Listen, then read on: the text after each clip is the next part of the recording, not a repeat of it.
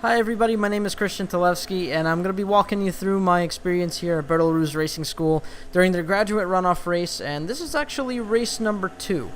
So, going into this race here, I'm going to try to narrate it as best as I possibly can. This is very new to me as far as the process here at this point, so here we go. I'm just going to start out with the first lap here. So we're all looking ahead at the green flag. It just came out. We were keeping it at 3,000 RPM, and now just up through the gears. We all got a very good start, for one. We all managed to get off the line pretty much at the same time, so it was really awesome going into this first turn. So trying to stretch out third gear as much as I can. Go into second here. I probably entered a lot more aggressively than I should have, but I did secure first place. It was incident free, and I had plenty of a gap too. The start went amazingly for me. I started in the front row, so made it pretty easy there. But after this point, I wanted to go into like my strategy, the actual thinking of the during the whole time that I was out on track. So here's the track map. It has all of the track corners that are present there by number, so you can kind of keep up with me as I'm discussing each corner itself, or just kind of comparing it to where I am on the footage there. But that's the racetrack. This track I've not been at for a good 3 years. This exact layout was the first video I ever put out for Bertil Roos and for any sort of racing I did. And it was really nice to go back. As soon as I saw that was the Grad Runoff track, I was excited instantly. I instantly had to be there. So, it's amazing how much practice and how much dedication to this has actually pushed me. And I feel fantastic for coming back here, and it felt kind of at home. Almost like I knew the track already. And it's something like riding a bike, I guess. But anyway, we're going to go through each corner here, and the real purpose of all of this is just to kind of have some reference material that I can bring back to a coach. And that information is going to be very valuable, as well as my current thinking during this particular time. It's still pretty fresh in my mind. I only just got back, and it's only been a day or so. Not too much actual time went by since the actual event. And I think it's an important video to make, just so I can compare what I've been thinking, what I'm thinking in the right way, the wrong way, if I'm approaching anything incorrectly. So let's give it a shot here. So just for entertaining purposes too, it's just something different. But anyway, going into turn 1 here, I had a lot of issues at first with it, but I think I picked it up very quickly. Of course, sometimes, just like you saw there, gearing wasn't quite right, and still didn't quite get it into second gear. But yeah, after that point, I was trying to brake a little bit later and later, and I found that just after the first cone was the most consistent of my braking. A little bit farther after that, probably around like a tire width, is as much as I could go currently. And even then, it starts to get pretty unstable. It could be just something down to the steering, and just utilizing the ability to just kind of tuck my shoulders in, or rather my elbows, and keep the wheel straight. So that's what you're instructed to do when you're going straight into a turn that's either just a right-hander or left-hander, and just to keep the car stable under braking. The only issue with that is that if you're steering while that happens, you can easily start feeling a wiggle, or the car could be sent the wrong way, which is not good. But yep, during this actual race, now keep in mind, I am saying all this stuff, but during the actual race, I wanted to keep in mind of my actual competitors as well. The objectives of the first lap, I would say, is to kind of force them to start racing each other, second and third place, because while I'm in front and I have some clean air, I can pull away from them. I definitely have the pace to get in the front, so I wanted to stay in the front and kind of extend the gap to the point where I can actually consistently run through each lap and run at a pace where I feel most natural. So luckily for me, my pace was on point this whole session, this whole event. So that's what gave me the confidence to kind of keep moving and try something a little bit different here and there. Nothing too drastic, nothing that's going to upset the car way too much. So That was turn 1. That was my mentality into turn 1. Just try to take small bites at the actual braking. That's typically what you're instructed to do as well. But, I mean, I started with braking much earlier than I thought, and kind of working my way up to it. I'm getting some form of lockup, but it is a good sign. I've gotten my wheels to actually rotate a lot slower before and do like a one-wheel lockup. So coming into turn 2, you're kind of pointing at that truck that's in front. You kind of turn a lot earlier, and it sets you up for turn 3 very well. This is the part of the track I felt I had most trouble with. The exit of turn 3 going into turn 4. So I was having a lot of issues getting on the throttle. So I'm either getting on the throttle too late, probably too easy, and then I just kill a lot of speed coming out of there, and then I ended up adjusting for it on the following straight, but still, or at least the straighter part. Or I end up going, you know, a little bit too aggressively and then swinging the back end out to the point where it actually cost me lap time. So I believe that somewhere like of an in-between is ideal for that. So you do need to get some slip. Granted, I'm not exactly sure entirely whether using more of the track on the exit of that of turn 4 would help. I feel like you're going to have to adjust way too much for turn 5, which I'll show you coming up in this lap here. And what that's going to do is, I feel like that's going to necessarily pit the car one way or the other. So it's going to, you know, it's going to pit the car one way, and or it's going to pit the car right. And then suddenly you're going to find yourself unstable for turn 5 here. So let's say you get a nice exit here. This is where I'm referencing.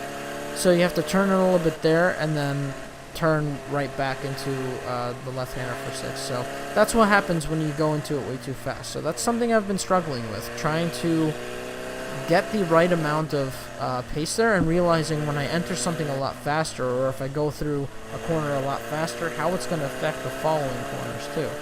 Because, I mean, I could easily gain some lap time and then just throw it away like that if I don't keep that in mind. So, turns 4 and turns 3. Turn 3, not so much for the actual turn, but the setup for 4. So, arguably, turn 4 is where I'm having the most trouble on this track, and with the amount of time that I had. So, pretty much I had one practice session, one qualifying session, and then 2 races. I wasn't able to make it for a practice day, which would have been a full day of practice. I could have probably worked that problem out there too. I'm usually very analytical about where I'm making my mistakes, and I usually try to talk with the instructors if I have some time. But in this case, I felt like I actually got a pretty good grasp of the track itself for the event, so I figured I would do a lot more of my learning from home here, and then for any other events I would need to do, I would definitely consult it the way that I was just referencing to. So that seemed to be okay.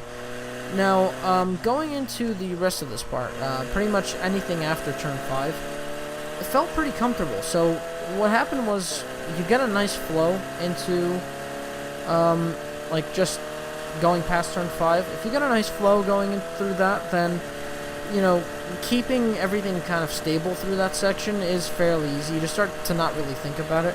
During practice, I approached that by cutting a lot of those corners a little bit too hard, so I could have easily broken a CV joint, so that's when they brought me in. Yeah, that's going to happen a lot more, what you just saw there. But, I could have easily done some damage to the car, so they pulled me in, they told me not to go over those curbs, and they had a good point. It wasn't really going to do much for the lap time, and it's just going to unsettle the car. It's going to make it a lot harder to drive, and, you know, it's going to start physically wearing on me a little bit too. So, a lot of good points. Didn't really use the curbing that much, you know, in places that I could afford not to, like here, for example, and probably not using a lot of it here. Before, I was really cutting it close to these cones, and it was just not doing me any justice there. So, yep. And then, of course, this run into turn 9, I felt like that's what separated me from the rest of the pack, and that's where I've gained a lot more of my pace, because I was on the throttle at just the right time, I feel, and I really did maximize as much as I can out of that. I wasn't getting to the point where I was starting to slip and give it a little bit of a slip angle there, so there's probably a lot more speed to go around through the entire course itself.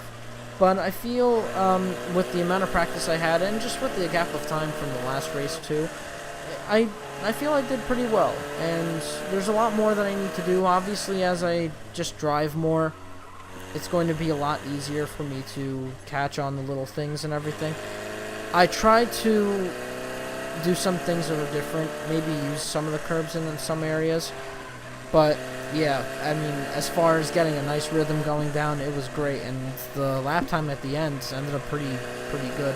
I don't mind sharing it. It's actually a 1 minute and 6.1. So that was the fastest lap I ever got. I do average probably around the 106.6 or something, or 6.5, and that's pretty good to me. I think as a starting point anyway, this is a great place to start. So I could start lapping pretty consistently there, and I could start utilizing that consistency to see what's different and try to find different things to do. So anyway, I'll cut it off there. Thank you very much for watching. So up to this point, I just need to start thanking some sponsors, so keep that in mind. I want to just thank Pegnet Computers first off. You know, they've been absolutely wonderful. Without them, I wouldn't be able to do this at all. So they've really opened up my ideas for the future and everything, and I want to work hard at this because they gave me the opportunity to, and I don't want to waste that. So they have been fantastic. If you have any other computer needs or anything like that, just bring it to those guys. They'll know exactly what they're doing. I'm not saying this because I'm one of the technicians that'll be working on a computer if you ever had a problem, but they are a fantastic company. They work with you for a lot of things, so I want to thank them. I also want to thank Medicmark as well. So they have a great product, and if you were there in NJMP, you saw me wearing their shirt. So yeah, I mean, they have an absolutely wonderful idea, and yeah, it's definitely worth supporting, and I'm glad I had their back as well.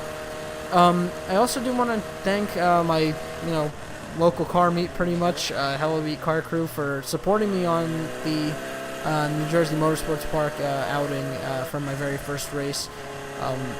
It's been absolutely valuable to me beyond belief having you guys there, and also kind of taught me a way to learn from my driving and kind of apply that towards a lot of other things too. So thank you very much for being good friends of mine.